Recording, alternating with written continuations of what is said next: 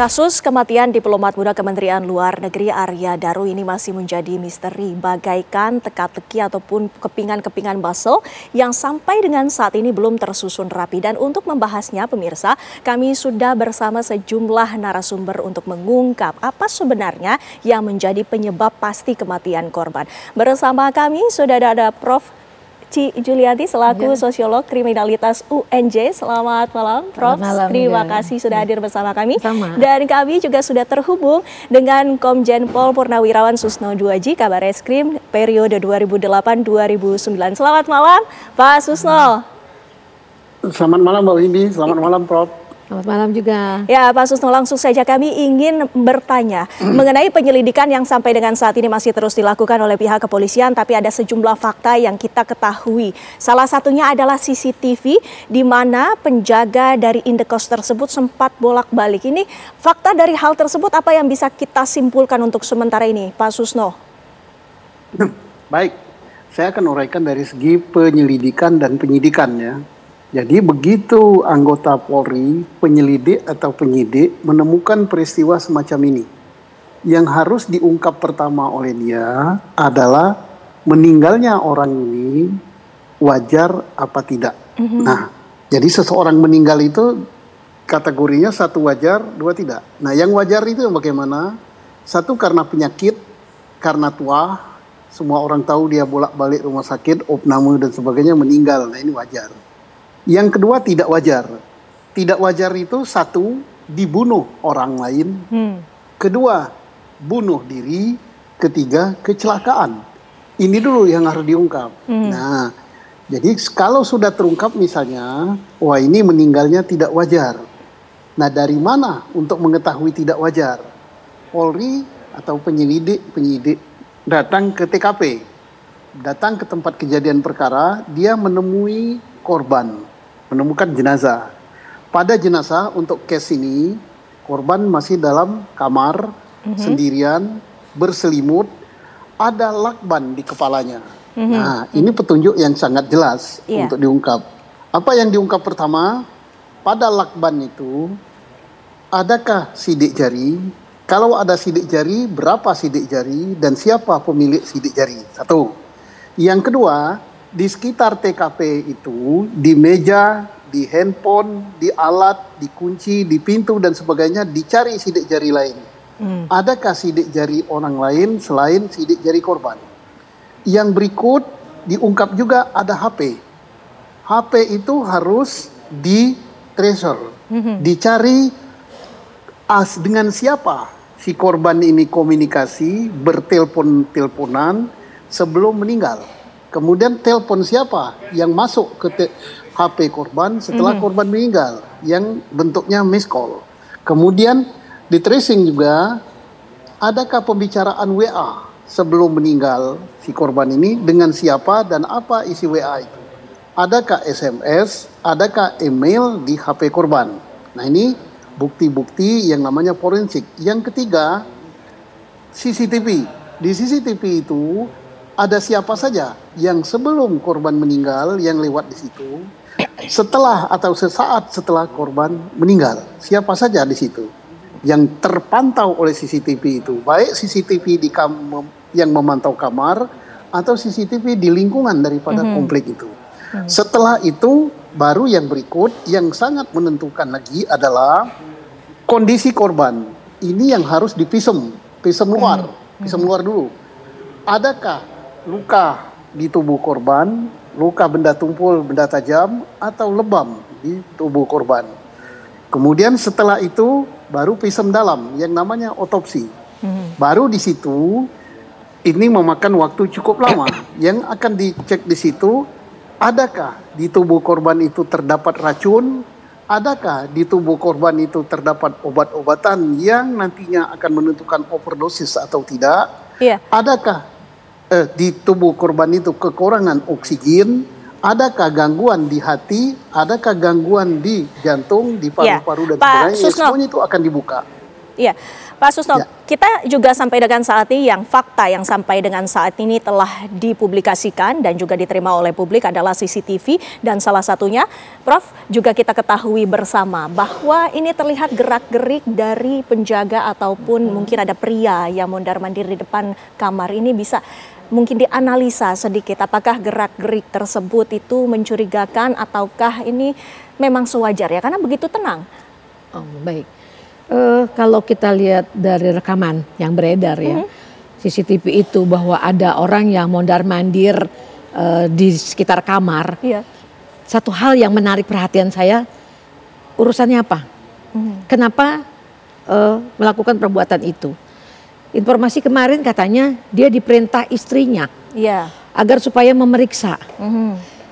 Kalau memeriksa sebetulnya ada kejadian apa? Berarti istrinya itu sudah tahu akan sesuatu. Atau kekhawatiran itu muncul dari Kalau istri. kekhawatiran oke misalnya.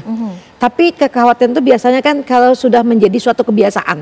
Betul. Setiap pagi, setiap sore, setiap malam teleponan. Kalau misalnya tidak ada telepon, khawatir nih kenapa. Tapi kalau memang tidak, itu berarti ada sesuatu. Kemudian dengan jalannya orang di situ, orang itu dalam kapasitasnya sebagai apa? Memeriksa ruangan, memeriksa si korban yang ada dalam, atau meriksa setiap waktu memang tugasnya memeriksa. Kita iya. belum tahu. Iya. Ya kan?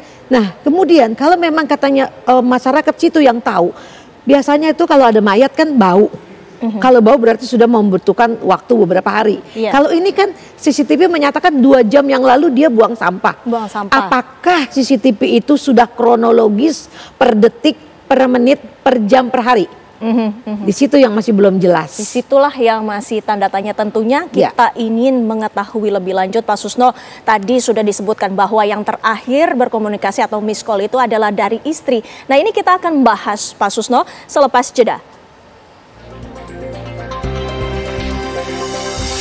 Kita lanjutkan dialog kami, Pak Susno. Yang kita ketahui bahwa istri ini sempat menghubungi korban dan tidak diangkat dan langsung memberitahu kepada petugas ataupun penjaga kosan untuk memeriksa. Apakah ini artinya ada tekanan dari istri ataupun kekhawatiran yang berlebih dari pihak istri korban, Pak Susno? Oke. Untuk mengungkap case yang demikian, kita tidak boleh memotong satu fakta, kemudian kita ambil suatu kesimpulan. Sebagai contoh, ada istri korban minta untuk ditengok apakah dia masih hidup apa tidak. Kemudian satu fakta lagi terlihat bahwa orang mundar-mandir di situ, timbul satu kecurigaan. Ini cara pendidikan yang sesat gitu ya. Maka hasilnya itu adalah subjektif menyesatkan. Kita kan sudah punya teori yang diakui oleh seluruh dunia, yaitu dengan menyidik melalui scientific investigation dengan fakta-fakta scientific yang tidak terbantahkan. Yang ngomong itu bukan pikiran subjektif tapi data objektif. Apa yang bicara nantinya? HP-nya yang bicara. Setelah HP di tracing, rekaman pembicaraan dibuka melalui operator, rekaman WA dibuka, rekaman SMS dibuka, rekaman email dibuka. Kemudian CCTV-nya juga dibuka, filenya yang lengkap menit per detik. Kemudian apalagi sidik jarinya dibuka.